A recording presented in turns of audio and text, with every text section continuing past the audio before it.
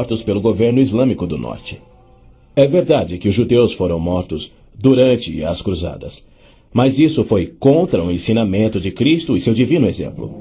Já os terroristas muçulmanos matam como forma de obediência a Alá, em obediência ao Corão e ao ensino e exemplo de Maomé.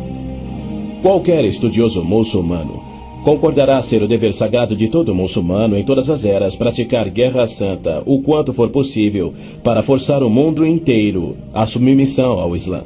O Corão mantém mais de 100 versículos sobre lutar e matar neste propósito. Porém, a mídia internacional insiste em descrever o Islã como religião pacífica. Na Arábia Saudita, no berço do islamismo, não se admitem judeus. Cidadania é privilégio muçulmano.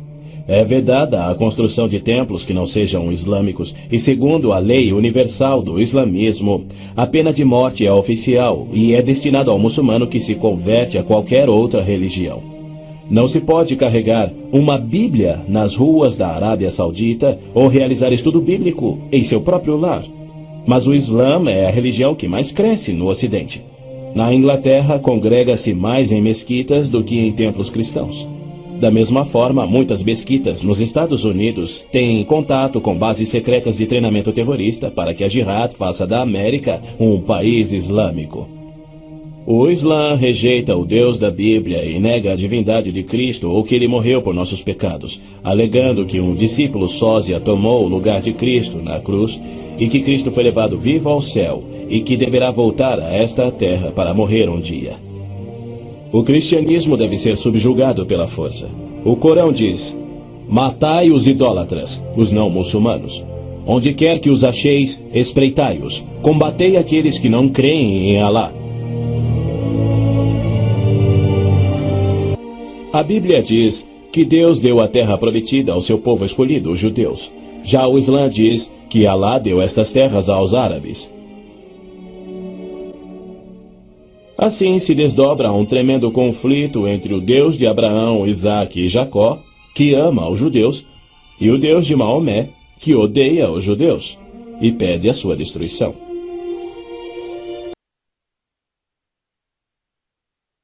Que ama os judeus, e o Deus de Maomé, que odeia os judeus e pede a sua destruição.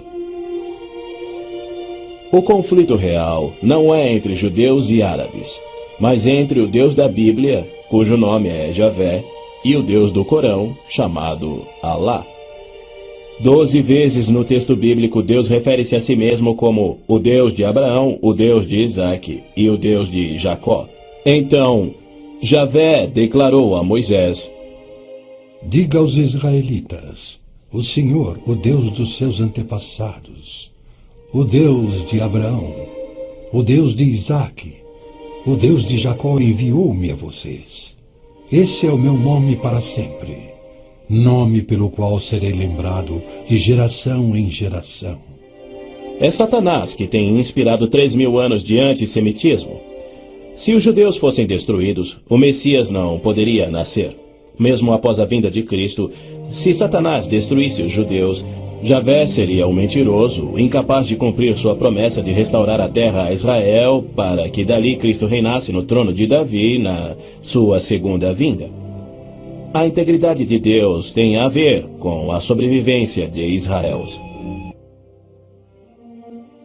Embora não conste uma única vez no Corão, há mais de 800 menções de Jerusalém na Bíblia. Dela é dito repetidas vezes ser o local em que Javé, o Deus da Bíblia, estabeleceu o seu nome para sempre. Não é à toa que mais de 40 vezes a Bíblia se refere a Jerusalém como sendo a cidade de Davi. Ali Deus estabeleceu o trono de Davi para sempre. E naquele trono, o Messias, descendente de Davi, deverá reinar sobre Israel e o mundo. O Senhor Deus lhe dará ao Messias o trono de seu pai Davi, e ele reinará para sempre sobre o povo de Jacó. Jerusalém é um cálice de tontear porque líderes mundiais rejeitam o Deus bíblico e seu plano de paz para Jerusalém e o mundo. A insistência do Vaticano e da ONU de que Jerusalém deve ser uma cidade internacional e dos muçulmanos, que dizem que ela lhes pertence, constituem desafios ao Deus de Abraão, Isaque e Jacó, assim como a paixão muçulmana pela destruição de Israel. E se aqueles dias não fossem abreviados, ninguém sobreviveria. O Armagedon é tema frequente nas profecias bíblicas. A Bíblia descreve com clareza os eventos que anteciparão o Armagedon. Milhões de judeus já voltaram a Israel depois de serem espalhados entre as nações. Eles reconstruíram Israel a partir do nada e sentem-se seguros com uma falsa paz. Logo a seguir virá aquilo que Jeremias chamou de o tempo da angústia de Jacó. Exércitos do mundo, sob o anticristo, serão trazidos ao Armagedon por Javé, no intento de puni-los por terem odiado, perseguido e matado o seu povo Israel, e para disciplinar Israel por sua descrença. Você, anticristo, avançará contra Israel, o meu povo, nos dias vindouros. Trarei você contra a minha terra para que as nações me conheçam, e todas as pessoas da face da terra tremerão diante da minha presença. Reunirei todos os povos para lutarem contra Jerusalém. Depois, o Senhor sairá para a guerra contra aquelas nações. As frases "a minha presença" e "o Senhor sairá para a guerra" indicam que Deus mesmo virá salvar Israel no Armagedon. Zacarias diz: Deus virá como um homem ressurreto que foi traspassado. A que semana Gabriel se referia? Quando isso acontecerá? Ele disse a Daniel que após 70 semanas ou 490 anos, toda a profecia se cumpriria, Israel seria restaurado e jamais voltaria a desonrar a Deus. No fim das primeiras 69 semanas de anos, ou seja, 483 anos, o Messias viria e seria morto. O tempo seria contado a partir da data em que o rei da Babilônia concedeu a autorização para a reconstrução de Jerusalém. A partir da promulgação do decreto que manda restaurar e reconstruir Jerusalém, até que o ungido, o líder, venha, haverá 7 semanas e 62 semanas. Neemias diz ter recebido autorização para a reconstrução de Jerusalém no mês de Nissan do 20º ano do rei Artaxerxes, ou seja, em 445 a.C. No domingo, 6 de abril de 32 DC, dia em que se completavam exatos 483 anos, hoje o chamado Domingo de Ramos, Jesus entrou em Jerusalém. Não num cavalo branco, conduzindo uma insurreição contra Roma, como os autoproclamados messias tentaram e os judeus queriam, mas num jumento, humildemente trazendo a salvação dos pecados, conforme Zacarias havia predito. Alegre-se muito, cidade de Sião. Exulte, Jerusalém. Eis que o seu rei vem a você, justo e vitorioso, humilde e montado num jumento, um jumentinho, cria de jumenta. Foi no dia 10 de Nissan, que era o dia em que os cordeiros pascais eram tirados do rebanho, que Jesus entrou em Jerusalém e apresentou ele mesmo ao seu povo. 4 dias mais tarde, quando Israel sacrificava os cordeiros, ele, o Cordeiro de Deus, cravado numa cruz, se entregou pelos pecados do mundo, cumprindo a profecia de Moisés. No 14º dia do mês, quando toda a comunidade de Israel irá sacrificar o cordeiro ao pôr do sol. É fato histórico indiscutível que Jesus entrou em Jerusalém num jumento no dia profetizado, foi aclamado como Messias, foi rejeitado por Israel e crucificado conforme os profetas haviam predito. Como resultado, foram postergados os planos que Deus tinha para Israel na 70ª semana de Daniel. Hoje vivemos na época que Cristo chamou de Tempos dos Gentios, pois Jerusalém é uma cidade internacional dominada por não-judeus. E Cristo tem construído a sua igreja, composta tanto por judeus quanto gentios que creem em seu nome.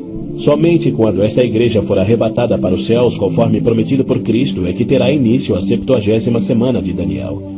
Israel tem profundos problemas espirituais e morais. Há hostilidade entre judeus religiosos e seculares e uma desilusão crescente com o judaísmo, especialmente entre a juventude. Israel sofre com drogas, pornografia, prostituição, juventude rebelde, estupros, roubos e assassinatos. Israel precisa se voltar em arrependimento para o Deus de Abraão, Isaque e Jacó. Mas os rabinos nada têm para oferecer aos pecadores arrependidos. Exatamente como Oséias profetizou, eles não fazem sacrifícios pelo pecado há 1900 anos, pois não têm um templo. Pois os israelitas viverão muitos dias sem rei e sem líder, sem sacrifício. Foi Deus quem profetizou essa condição. Por que ele permitiria que seu povo escolhido ficasse sem sacerdócio e sem templo no qual oferecer os sacrifícios pelos pecados que ele havia ordenado? Isso só faz sentido se o sacrifício de Cristo na cruz cumpriu todos os sacrifícios do Velho Testamento que já não são mais necessários. Caso contrário, Deus abandonou o seu próprio povo e todo o mundo sem recurso para o pecado. E isso ele nunca faria. As escrituras hebraicas contêm mais de 300 profecias, indicando quando e onde o Messias nasceria e como reconhecê-lo quando ele viesse. Cada uma destas foi especificamente cumprida ao pé da letra na vida, morte e ressurreição de Jesus de Nazaré. Se ele não for o Messias, então não existe o Messias. Pois foi Cristo que no dia exato revelado pelo anjo Gabriel a Daniel, então não existe o Messias. Pois foi Cristo que no dia exato revelado pelo anjo Gabriel a Daniel entrou em Jerusalém num jumento, foi aclamado Messias, depois rejeitado e crucificado conforme profetizado. Segundo as escrituras do próprio povo de Israel, aqueles que esperam a primeira vinda do Messias já estão atrasados em 1900 anos.